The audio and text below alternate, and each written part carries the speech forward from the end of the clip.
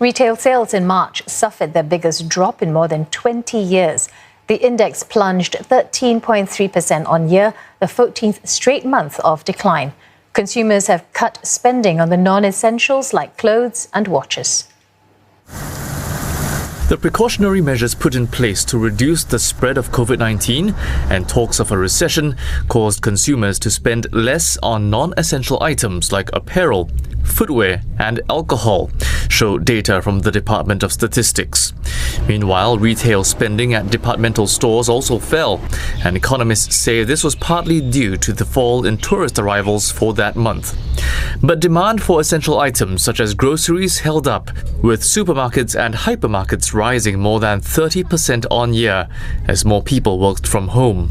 I think clearly shows the difference between discretionary versus non-discretionary spending. So spending on your essential services, for example, in the supermarkets, hypermarkets, etc., did very well. And also spending for telecommuting purposes, because people are encouraged to work from home, etc., saw a pickup in sales for telecom equipment and furniture, etc. Meanwhile, online sales continued to grow as more stayed home, with a rise in sales of computers, telecommunications equipment, furniture and household equipment.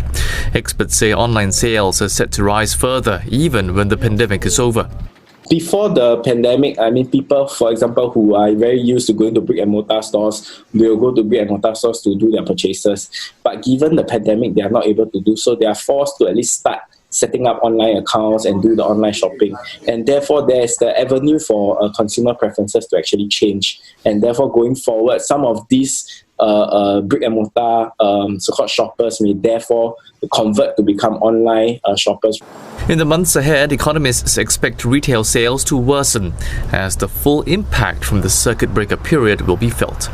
I believe that April and May will be the lowest months in terms of retail sales overall, because these physical retail sales is definitely much impacted by the circuit breaker, with many shops closed. As more companies start to slowly reopen, the economists expect some gradual recovery for 2020 and for things to return to normal by 2021.